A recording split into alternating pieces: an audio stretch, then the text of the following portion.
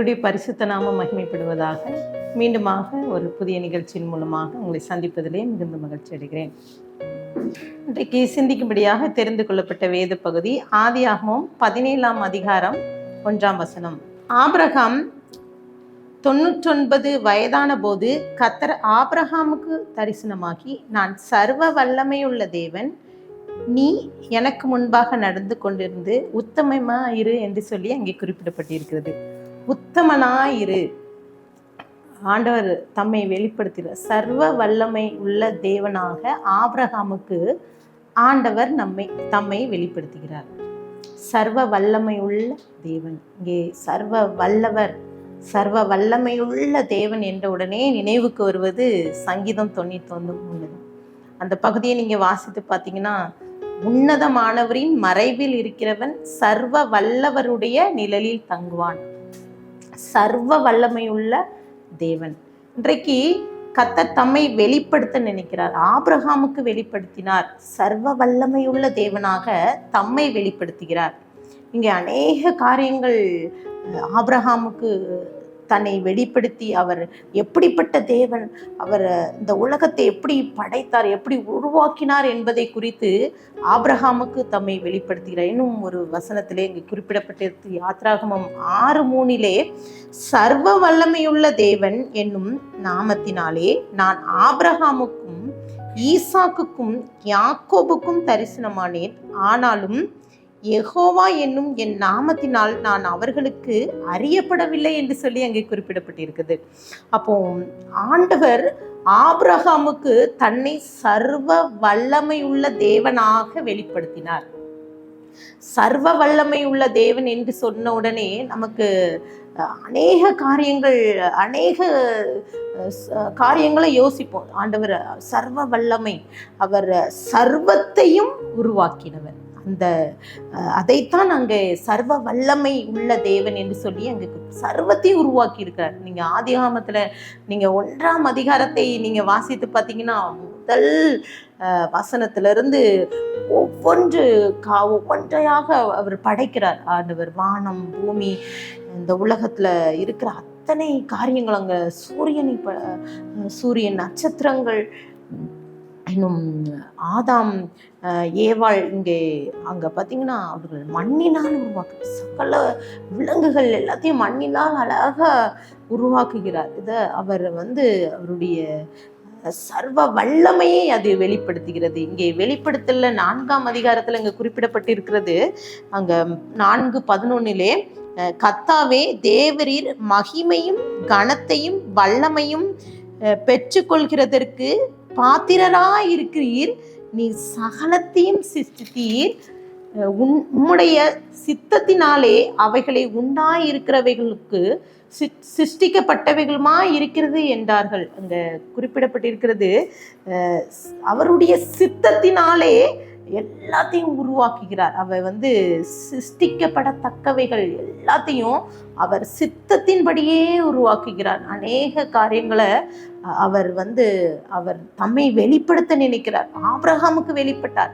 இன்றைக்கு அநேக சூழ்நிலையிலே கர்த்தர் நமக்கு வெளிப்பட நினைக்கிறார். சர்வ வல்லமையுள்ள தேவனாக வெளிப்பட நினைக்கிறார். இங்கே அநேக காரியங்கள் குறிப்பிடப்பட்டு இருக்கிறது. நெகேமியா 9:6 நீர் ஒருவரே கர்த்தர், நீர் வானங்களையும் வானாதி வானங்களையும் அவைகளுடைய சர்வ சேனைகளையும் பூமியையும் அதிலுள்ள எல்லாவற்றையும் சமுத்திரங்களையும் அவைகளுள்ள எல்லாவற்றையும் உண்டாக்கினீர், இவைகளை எல்லாம் நீர் காப்பாற்றுகிறீர், வானசேனைகள் உம்மை பணிந்து கொள்ளும் என்று சொல்லி அங்கே குறிப்பிடப்பட்டிருக்கிறது. அப்போ கர்த்தர் பூமியில் உள்ள எல்லாத்தையும் படைத்திருக்கிறார். அவர் சமுத்திரம், அவைகள் எல்லாத்தையும் காப்பாற்றுகிறார். அவர் நம்மை காப்பாற்றுகிற தேவன்.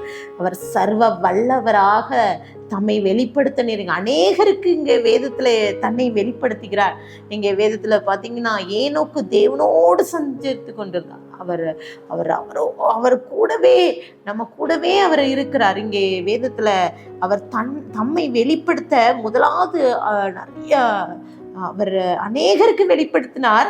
அப்படி தம்மை வெளிப்படுத்த வேண்டும் என்றால் ஒரே ஒரு குணாதிசயங்கள் நமக்கு தேவை. என்னன்னா, உத்தமமா இருக்கணும். இப்போ உத்தமமாய் இருக்கும்போது கர்த்தர் தம்மை வெளிப்படுத்த நினைக்கிறார், சர்வ வல்லவராக வெளிப்படுத்த நினைக்கிறார். இங்க வேதத்திலே ஆதியாகமம் 6:9 நோவா தன் காலத்தில் இருந்தவர்களுக்குள்ளே நீதிமானும் உத்தமனுமாய் இருந்தான், நோவா தேவனோடே சஞ்சரித்து கொண்டிருந்தான் என்று சொல்லி இங்கே குறிப்பிடப்பட்டிருக்கிறது.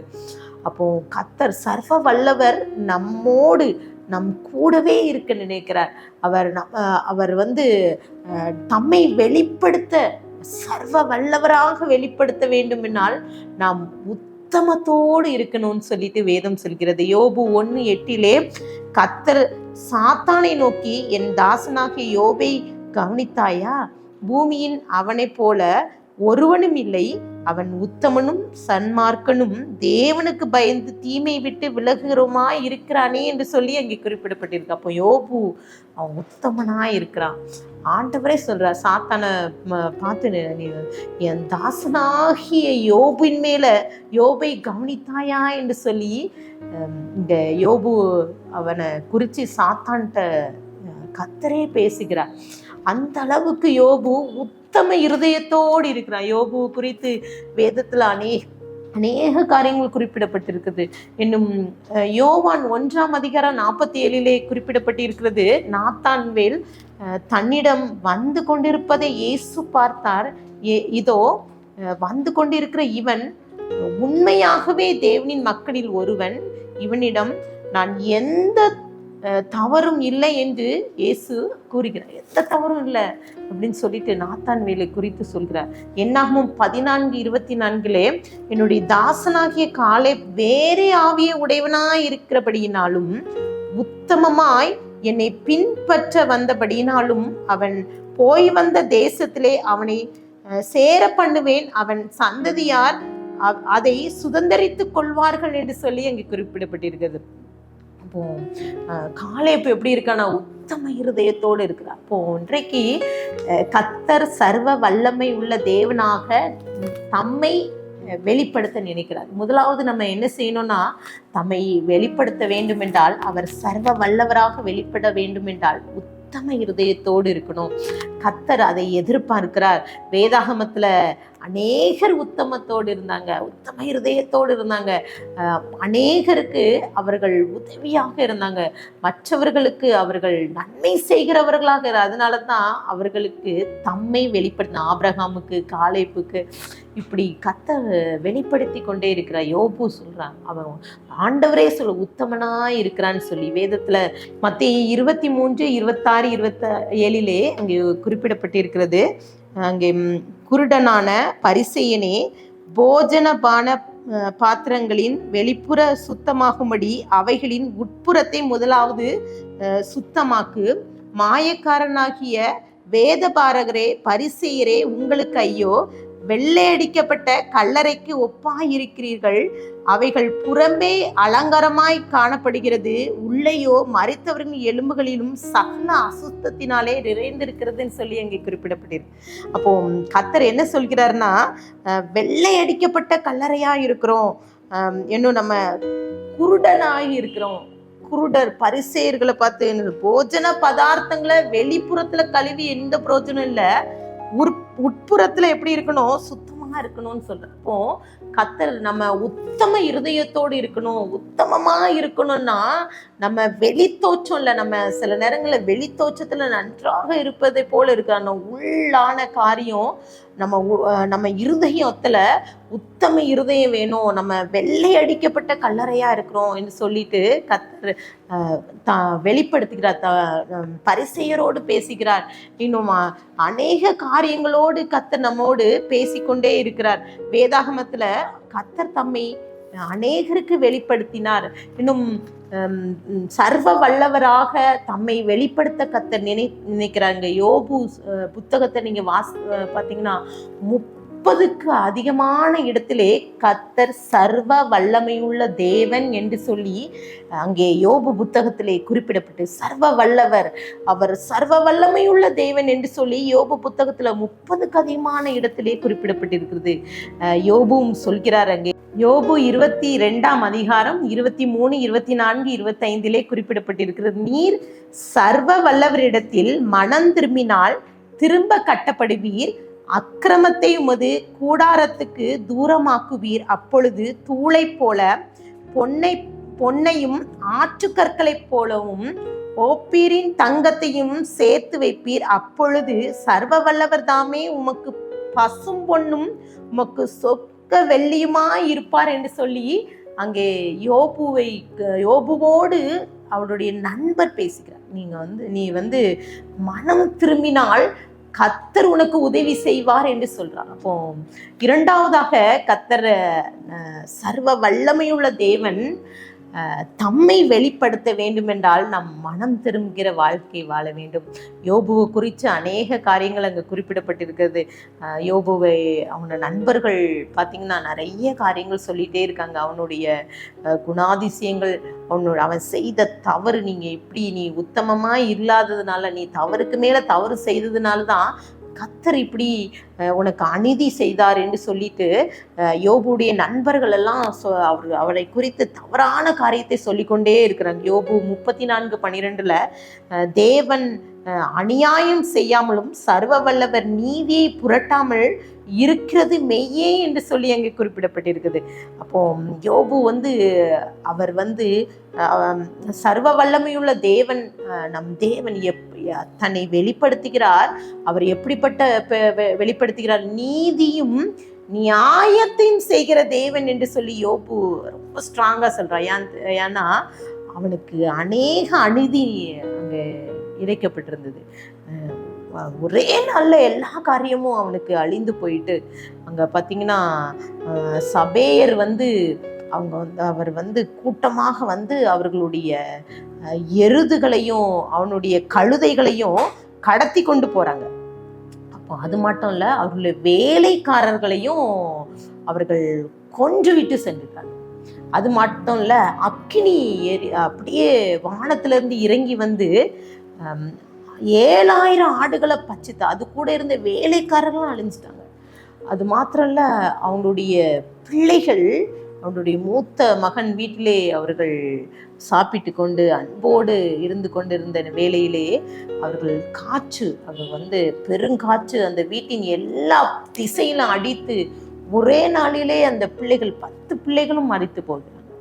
அது மாத்திரம் இல்லை, அங்கே கல்தேயர் அவர்கள் 3 பிரிவாக அவர்கள் 100க்கும் அதிகமான வேலைக்காரர்களை அழிச்சிட்டாங்க. அது மாத்திரமில்ல 3000 ஒட்டகங்களையும் கூட்டி கொண்டு போயிட்டாங்க. ஒரே நாள்ல அவனுக்கு இழைக்கப்பட்டிருக்கிற அநீதி. அப்போ அந்த யோபு புத்தகத்தை நீங்க வாசித்து பார்த்தீங்கன்னா அங்க குறிப்பிடப்பட்டிருக்கிறது, அவர் நியாயத்தை விசாரிக்கிற தேவன், அநீதி செய்கிற தேவன் அல்ல, அவர் நியாயம் செய்கிற தேவன் என்று சொல்லி அவர் சர்வ வல்லமை உள்ள தேவன் என்பதை யோபு அங்கே குறிப்பிடுகிறார். அதுல என்னன்னா, அது மாத்திரம் இல்ல, கொடிய நோய் உடல் முழுவதும் அவனுக்கு எல்லாம், அவன் சரீரம் முழுவதும் உச்சந்தலை முதல் உள்ளங்கால் வரைக்கும் அவனை கொடிய நோயினால் பிசாசு அவனை வாதிச்சு.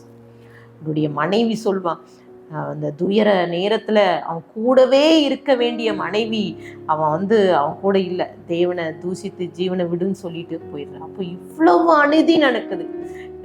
அநேக சூழ்நிலையில ஒருவேளை அந்த வார்த்தையை கேட்டுக்கொண்டிருக்கிற நீங்களும் கூட நிறைய காரியங்கள்ல, நிறைய செயல்கள்ல உங்களுடைய வாழ்க்கையில அநீதி நடக்குது. ஒருவேளை நீங்க ஆண்டவருடைய சமூகத்துல உத்தமமா இருக்கீங்க, உண்மையா இருக்கிறீங்க, ஆண்டவருடைய பிள்ளைகளா இருக்கீங்க, ஆனாலும் இவ்வளோ காரியம் நடக்கு, எனக்கு நன்மைக்கு பதிலாக தீமை நடக்குது. இப்போ யோபுடைய வாழ்க்கையில அவன் ஒரே நாள்ல எல்லாம் போயிட்டு. அப்போ நீங்க நினைச்சு பாருங்க, ஒரு இழப்பை கூட நம்மளால தாங்கப்போம். ஒரே நாளில இத்தனை காரியங்களை இழந்தாலும் அவனுடைய இருதயத்துல அவன் உண்மையா இருக்கிறான்.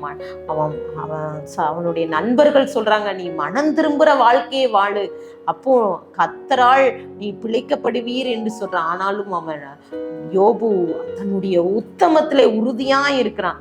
அங்க அவருடைய நண்பர்கள்லாம் குறை சொல்லிட்டே இருக்காங்க. உற்றார் உறவினர்கள் நண்பர்கள் இவ்வளோ பேசியிருப்பாங்க. இப்போ இந்த நம்ம இருக்கிற சூழ்நிலையில கூட சில சம்பவங்கள் ஒன்று நடந்துட்டேன்னா அந்த ஜனங்கள் எப்படின்னா 9 ஆக்கிடுவாங்க. அவ்வளவு காரியங்கள் இருக்குது. அப்போ யோபுடைய நிலைமை எவ்வளவு மோசமான நிலைமை. அப்போ அங்க யோபு 13:15 அவர் சொல்கிறார், அவர் என்னை கொன்று போட்டாலும் அவர் மேல் நம்பிக்கையா இருப்பேன். அப்போ அவர் நீதி செய்கிற தேவன், சர்வ வல்லமையுள்ள தேவன் என்பதை அவர் யோபு அவர் தமக்கு வெளிப்படுத்துகிறார் என்று சொல்லி யோபு குறிப்பிடுகிறார். அநேக காரியங்களை யோபு புத்தகத்துல நீங்க வாசித்து பார்த்திருக்கலாம். இல்லை 39 அங்கே 40-41 நீங்க வாசித்து பார்த்தீங்கன்னா தேவன் யோபுவோட பேசுகிறார். அவன் அழகா இவ்வளோ காத்திருக்கான், பொறுமையா எல்லாருடைய பேச்செல்லாம் கேட்டுட்டு இவ்வளோ சூழ்நிலையில இருக்கும்போது யோபு சிறையிருப்பை கர்த்தர் மாற்றுகிறார். அவனுடைய உத்தமத்திலே இருப்பதை கர்த்தர் பார்க்கிறார். அவன் கர்த்தர் அவனுக்கு ஒரு முடிவை செய்கிறார். யோபு 42:10 நீங்க பார்த்தீங்கன்னா ரெட்டிப்பான நன்மையை செய்கிறார். அவன் இழந்ததுக்கு ரெட்டத்தனையான ஆசீர்வாதத்தை தேவரே சகலத்தையும் செய்ய வல்லவர், நீ செய்ய நினைத்த காரியம் தடைபடாது. பிரியமானவர்கள், இன்றைக்கு அநேக காரியங்கள்ல நம்ம சோர்ந்து போயிருக்கோம். அவர் தம்மை வெளிப்படுத்த நினைக்கிறார், சர்வ வல்லவராக வெளிப்பட நினைக்கிறார். யோபு போல அநீதி உங்க வாழ்க்கையில நடக்குதா? ஒருவேளை நீங்க நீதியா இருக்கீங்க, நீங்க சரியாதான் செஞ்சு கொண்டிருக்கீங்க, ஆனா தவறான காரியம் நடந்துட்டு இருக்குது. பாடுக்கு மேல பாடு, பிரச்சனைக்கு மேல பிரச்சனை வருது, இழப்புக்கு மேல இழப்பு வருது. ஒருவேளை உங்களுடைய சூழ்நிலைகள்ல பொருளாதாரத்துல உங்களுக்கு ரொம்ப நீங்க எவ்வளவு முயற்சி செஞ்சாலும் அதுல முன்னேற்றம் இல்லை, வேலை இல்லை, வறுமை, கடன் பிரச்சனை, இப்படிப்பட்ட சூழ்நிலைகள்ல இந்த வார்த்தையை நீங்க கேட்டுக்கொண்டிருந்தா கர்த்தர் சர்வ வல்லமையுள்ள தேவனாக தம்மை வெளிப்படுத்த நினைக்கிறார். அதுல யோபு அவன் உத்தமத்திலே உறுதியாக இருக்கிறான். அவனுக்குள்ள மனம் அவன் எந்த சூழ்நிலை ஆண்டவர் விட்டு விலகி செல்லவே இல்லை. இங்கே யோபுடைய வாழ்க்கையில கர்த்தர் தன்னை வெளிப்படுத்துகிறார். அவன் இழந்ததுக்கு ரெட்டத்தனையும் அங்க பாத்தீங்கன்னா யோபு 42:13-16 அங்க 4 தலைமுறை பிள்ளைகள் அங்க இருக்கிற அளவுக்கு, அவன் வாழ்ற அளவுக்கு அவன் வாழ வயது அவன் கூட வயது ஆக்குகிறாரு. அப்போ 10 அவனோட சந்ததிகள் ஆசீர்வதிக்கப்படுறாங்க. அவங்க உறவினர்கள்லாம் வராங்க. 42:11 யோபுவின் உறவினர்கள் பொண்ணு ஆபரணங்கள்லாம் கொடுத்து உதவி செய்யறதாக அங்க குறிப்பிடப்பாங்க. அத்தனை அநேக காரியங்கள் அங்க குறிப்பிடப்பட்டிருக்குது. கர்த்தர் சர்வ வல்லமை உள்ள தேவனாக வெளிப்படும். 3ஆவதாக பார்த்தீங்கன்னா யோபு புத்தகத்துல சொல்லப்பட்டது போல கர்த்தர் சர்வ வல்லமையாக உள்ளவராக வெளிப்படுத்தினார். யாக்கோபுல 1:27 உலகத்தால் கரைபடாதபடிக்கு தன்னை காத்து கொள்ளுகிறதுமே பிதாவாகிய தேவனுக்கு முன்பாக மாசில்லாத சுத்தமான பக்தியா இருக்கிறது என்று சொல்லி அங்கே குறிப்பிடப்பட்டிருக்கு. உலகத்தால் கரைபடாத ஒரு வாழ்க்கை. 3ஆவதாக நாம் சர்வ வல்லமையுள்ள தேவன் தம்மிடம் வெளிப்படணும். உலகத்தால் நாம் கரைபடாதபடிக்கு இருக்கணும். தீய எண்ணங்கள், சிந்தனை, வீண் காரியங்கள், துர்க்குணம், உலக சுகபோக ஆசைகளுக்கு இடம் கொடுக்காதபடிக்கு, அப்போ பதவி, புகழ், இந்த செல்வாக்கு இதெல்லாம் விடணும். உலகத்தால் நம் கரைபடாதபடிக்கு நம்மை காத்து கொள்ளணும். அப்போதான் சர்வ வல்லமையுள்ள தேவன் நம்மை வெளிப்படுத்துவார். 1 யோவான் 2:15 உலகத்தாலும் உலகத்துள்ளவைகளிலும் அன்பு கூறாதிருங்கள். ஒருவன் உலகத்தில் அன்பு கூர்ந்தால் அவனிடத்தில் பிதாவின் அன்பு இல்லை என்று சொல்லி அங்க குறிப்பிடப்பட்டது. உலகத்திலும் உலகத்தில் உள்ளவைகளும் நீங்க அன்பு கூறாதிருங்கள் என்று சொல்லி அங்க வேதம் சொல்கிறது. ரோமர் 12:2 நீங்கள் இந்த பிரபஞ்சத்தின் ஒத்த வேஷம் தெரியாமல் தேவனுடைய நன்மையும் பிரியமும் பரிபூர்ணமுள்ள சித்தம் இன்னதென்று பகுத்தறியத்தக்கதாக உங்கள் மனம் புதிதாய் இருப்பதினால் மறுரூபமாயிருங்கள் என்று சொல்லி அங்கு குறிப்பிடப்பட்டது. நம்மளுடைய உள்ளம் எப்பவும் புதிதா இருக்கணும். அவன் இந்த உலகத்திற்குரிய ஒத்த வேஷம் தரிக்காதபடிக்கு இருக்கணும். அதைத்தான் கர்த்தர் விரும்புகிறார். இங்கே அநேக காரியங்கள் இங்கே குறிப்பிடப்பட்டிருக்கிறது. ஆண்டவர் தம்மை சர்வ வல்லமையுள்ள தேவனாக வெளிப்படுத்தி கொண்டிருக்கிறார். அவர் சர்வ வல்லமை உள்ள தேவன். அவர் நமக்கு நம்முடைய வாழ்க்கையில அவர் சர்வ வல்லவராக வெளிப்பட வேண்டும் என்றால் நாம் உத்தம இருதயத்தோடு இருக்கணும். நமக்குள்ள ஒரு மனமாற்றம் வேணும். இன்னும் நிறைய காரியங்கள்ல நம்ம என்னன்னா உலக எண்ணத்தோடு இருக்கோம், உலக ஆசையோடு இருக்கோம், உலக காரியத்துக்கு ஓடிக்கொண்டு இருக்கிறோம். இங்கே பல வருடத்துக்கு முன்பதாக அங்கே நடந்த ஒரு உண்மையான ஒரு சம்பவம்னா, ஜப்பான் நாட்டில் ஒரு பெண்மணி அவள் விமானத்தில் பயணம் செய்யும்படிக்கு அவள் காத்திருக்கிறாள். அவள் அந்த நேரத்தில் அங்கே சுற்றி இருக்கிற எல்லாருடைய கவனமும் அவள் மேல் இருக்கும்படியாக அவள் ஜெபித்து கொண்டே இருக்கிறாள். அவளுடைய வாயிலிருந்து ஆண்டவருடைய வார்த்தை வந்து கொண்டே இருக்கிற ஸ்தோத்திரம் என்று சொல்லி கர்த்தரை தேவனை மகிமைப்படுத்தி கொண்டு இருக்கிறார். அங்கே பயணம் செய்ய இருக்கிற அத்தனை பயணிகளும் அந்த பெண்மணியை பார்த்து ரொம்ப தேவ பயபக்தியை நினைத்து ரொம்ப சந்தோஷமா இருக்கிறாங்க. அந்த பெண்மணி ரொம்ப அவள் அந்த விமானத்தில் இறங்கும் வரைக்கும் அவள் மிகவும் ரொம்ப ஆண்டவருடைய நாமத்தை சொல்லிக்கொண்டே இருந்தாள். அப்பொழுது அங்கே விமானத்தில் அங்கே நடந்த காரியம் என்னன்னா, அங்கே அதிகாரிகள் அவங்க எல்லாத்தையும் அங்கே அவருடைய உடைமைகள் எல்லாம் ஒவ்வொருவருடைய உடைமைகள்லாம் பார்த்துட்டு இருக்காங்க, செக் பண்ணிட்டு இருக்காங்க. அப்போ அந்த பெண்மணியை பிடிக்கிறார்கள்.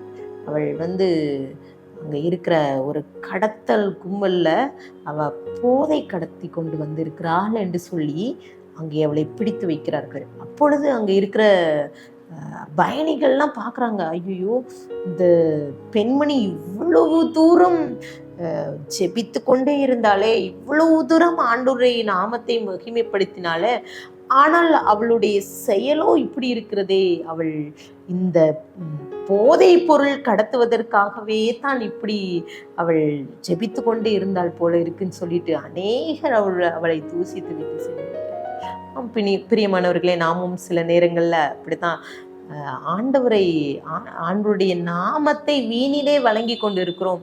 அவர் சர்வ வல்லமை உள்ள தேவனாய் இருக்கிறார். தம்மை அவர் நமக்கு வெளிப்படுத்த நினைக்கிறார். அநேக காரியங்கள்ல அவர் சர்வ வல்லவராக தம்மை வெளிப்படுத்தி கொண்டே இருக்கிறார். இந்த நன்றாக நாம் தெரிந்து கொள்ள வேண்டிய காரியம், இந்த உலகம் பாவம் நிறைந்த உலகம். இந்த உலக காரியம், உலக செயலுக்கு உலக ஆசைக்கு இடம் கொடுக்காதபடிக்கு ஆண்டவருடைய நாமத்தை மகிமைப்படுத்துகிற ஒரு நம்மளுடைய எண்ணங்கள், சிந்தனைகள், செயல்கள் எல்லாம் ஆண்டவருடைய சித்தத்தின்படி நாம் செய்ய நம்மை அர்ப்பணிக்க வேண்டும். சில நேரங்களில் கிறிஸ்தவர்கள் அநேகர் சந்திக்கும் போது, கிறிஸ்தவர்களாகிய நாம் இல்லை, ஆண்டவருடைய பிள்ளைகளாகிய நாம் எப்படியும் வாழலாம் என்று சொல்லி நினைக்கவே கூடாது. ஆனால் அந்த வேதத்தின்படி நாம் எப்படியும் வாழலாம் என்று சொல்லி சில நேரங்கள் அப்படித்தான் உலக மனுஷர்களை பார்த்துட்டு, உலக மனிதர்களுடைய அவர்களே ரோல் மாடலாக அவர்களை போல நான் இருக்கேன்னு சொல்லிட்டு அதற்காக ஓடிக்கொண்டிருக்கோம். ஆனால் நம்மளுடைய வாழ்க்கையில நாம் ஆண்டவர் சர்வ வல்லமுள்ள தேவனை, நாம் ஆண்டவரை வணங்குகிற, நம்ம ஆண்டவருடைய நாமத்தை மகிமைப்படுத்துகிற பிள்ளைகளாக நாம் வாழ்ந்து காட்டணும். வேதத்தின்படி நாம் ஆண்டவருடைய பிள்ளைகளாக வாழ்ந்து காட்டுற உத்தம இருதயம் நமக்கு வேணும் என்று கர்த்தர் விரும்புகிறார். வேதத்திலே குறிப்பிடப்பட்டிருக்கிற 2 தீமோத்தேயு 2:5 மேலும் ஒருவன் மல்யுத்தம் பண்ணினாலும் சட்டத்தின்படி பண்ணாவிட்டால் முடிசூட்டப்படான் என்று சொல்லி அங்கே குறிப்பிடப்பட்டு, ஒரு மல்யுத்த வீரன் அவன் யுத்தம் செய்கிறான், யுத்தத்துக்கு களத்துக்கு போறான், அவன் தொடர்ந்து அவன் எல்லா ரூல்ஸ் அங்கே நிறைய குறிப்பிடப்பட்டிருக்கு, நிறைய சட்ட திட்டங்கள் போட்டிருக்கும். அதன்படி அவன் செய்தால்தான் அவனுக்கு அங்கீகாரம் பெற முடியும். அதே போலதான் நம்மளுடைய வாழ்க்கையில, ஆவிக்குரிய வாழ்க்கையில நாம் எப்படி இருக்கணும், நம்ம கிறிஸ்தவர்களாகிய நாம், ஆண்டவருடைய பிள்ளைகளாகிய நாம் எப்படிப்பட்ட வாழ்க்கை வாழணும், எப்படிப்பட்ட ஜீவியம் வாழணும்னு சொல்லிட்டு இங்க வேதம் நமக்கு கற்று தருகிறது. உலகத்துக்கு நம்ம ஒத்த வேஷம் தரிக்க கூடாது, ஆண்டவருடைய பிள்ளையாக நாம் வாழணும்னு சொல்லிட்டு கர்த்தர் விரும்புகிறார். பாருங்க, நம்ம ஆத்மா கரைபடாதபடிக்கு காத்து கொள்ளணுமா. இங்கே பார்த்தீங்கன்னா நம்ம சரீரம், ஆவி, ஆத்மா, சரீரம் என்று 3 இருக்கு. அதுல இந்த சரீரம் மண்ணுக்கு போயிடும். அப்போ ஆண்டோடைய ஆவி ஒரு நாள் எடுபடும் போது இந்த ஆத்மா ஆண்டவருக்குரியது. இந்த ஆத்மாவிலே கரைபடாதபடிக்கு நாம் காத்து கொள்ள வேண்டும். அப்போதான் கர்த்தர் நம்முடைய வாழ்க்கையில, ஒருவேளை இவ்வளோ பிரயாசப்படுறோம், எதற்காக ஜெபிக்கிறோம், வேதத்தை வாசிக்கிறோம், ஆண்டவருடைய பிள்ளைகளாக இருக்கிறோம், ஆண்டவருடைய நம்ம நிறைய காரியங்கள்ல ஆண்டவர் நம்மை வெளிப்படுத்தணும், சர்வ வல்லமையுள்ள தேவன் நமக்கு துணை செய்யணும், கர்த்தர் நமக்கு பாதுகாப்பாக இருக்கணும், அவர் நம்ம கூடவே இருக்கணும்னு நினைக்கிறோம். ஆனால் சில நேரங்களில் என்ன செய்கிறோம், உலகத்துக்கு பின்னாடி சென்று விடுகிறோம். இந்த மாம்சத்தை இச்சை காரியங்களுக்கு இடம் கொடுக்காதபடிக்கு இந்த உலகம், மாம்சம், சாத்தான், இந்த 3 காரியத்துக்கு நம்ம போராட வேண்டும்.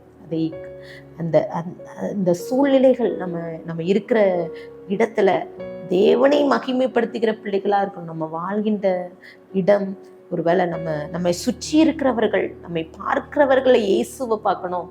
இந்த ஆபிரகாமுடைய வாழ்க்கையில பார்த்தீங்கன்னா அவர் தம்மை வெளிப்படுத்துகிறார். அவர் என்னன்னா அநேக காரியங்களை, அவன் கூட இருக்கிற லோத்து அவனை விட்டு பிரிந்து போகிறான். கர்த்தர் அவனோடு இருக்கிறார். அவனை பண்ண வானத்து நட்சத்திரத்தை போல அவனை ஆசீர்வதிப்பேன். அப்போ கர்த்தர் உன்னை ஆசீர்வதிக்கவே ஆசீர்வதித்து உன்னை பெருகவே பெருக பண்ணுவேன்னு சொல்லி வாக்கு கொடுக்கிறார். இந்த ஆதியாகமம் 12ஆம் அதிகாரத்துல நீங்க வாசித்து பார்த்தீங்கன்னா 2 அந்த பகுதி முழுவதும் நீங்க வாசிப்போம். அவ்வளோ ஆசீர்வாதம். காரணம், இந்த ஆபிரகாம் அவன் உத்தமமா இருக்கிறான், உண்மையா இருக்கிறான். நம்மளுடைய வாழ்க்கையில கூட நம்ம சில நேரங்கள்ல சோர்ந்து போய்விடுவோம். சில சூழ்நிலைகள் நமக்கு ஆண்டவரை விட்டு வழி விலகுகிற காரியங்கள் இருக்குது. இந்த கெட்ட குமாரன் அவன் எல்லாத்தையும் விட்டுட்டு போனான். ஆனா அவன் மனமாறி வரும்போது கர்த்தர் அவனை ஏற்றுக்கொண்ட அங்க குறிப்பிட தன்னுடைய தகப்பன் அவனை ஏற்றுக்கொண்ட. அதே போலதான் ஆண்டவர் நம்மை அழைக்கிறார். அவர் தம்மை வெளிப்படுத்த நினைக்கிறார். இன்றைக்கு கூட இந்த வார்த்தையை கேட்டுக்கொண்டு இருக்கிற நமக்குள்ள கர்த்தர் தம்மை வெளிப்படுத்த நினைக்கிறார். அவர் சர்வ வல்லமை உள்ள தேவனாக வெளிப்பட நினைக்கிறார். நம்மளுடைய வாழ்க்கையை அவருக்கு அர்ப்பணிக்கணும். எவ்வளவேனும் நம்ம உத்தம இருதயத்தோடு இருக்கு, எவ்வளவேனும் இருக்கிறோம், எவ்வளவு நம்ம இருதயம் ஆண்டவரை விட்டு எவ்வளோ தூரமாய் போயிருக்கு. நம்ம இங்க அநேக காரியங்களை சொல்லிக்கொண்டே போயிட்டு இருக்கலாம். இங்கே ஆதியாகமத்துல பார்த்தீங்கன்னா ஆதாம் ஏவாள் அவங்க ஏதேன் தோட்டத்தை உருவாக்கி அழகா அவர்களை நன்றாக எல்லா காரியத்தையும் கொடுத்து, ஆதாம் ஏவாளுக்கு எல்லா சுதந்திரத்தையும் கொடுத்து, இந்த ஒரே ஒரு காரியத்தை ஆதாம் ஏவாள் இவங்க 2 ஆண்டவரை விட்டு தூரம் போயிட்டாங்க. பாருங்க, ஆதாமே நீ எங்கே இருக்கிறா என்று சொல்லி கேட்கும்போது அப்போதான் தெரியுது. இன்றைக்கு நம்ம வாழ்க்கையிலே கூட நம்ம யோசித்து பார்ப்போம், நம்ம எந்த இடத்துல நிற்கிறோம். ஆண்டவராகிய இயேசு கிறிஸ்து நம்மை அழைக்கிறார். அவர் தம்மை வெளிப்படுத்த நினைக்கிறார். நம்மளுடைய வாழ்க்கை ஆண்டவருக்கு சொந்தமாக்கி கொள்ள வேண்டும், ஆண்டுடைய பிள்ளையாக வாழ வேண்டும்.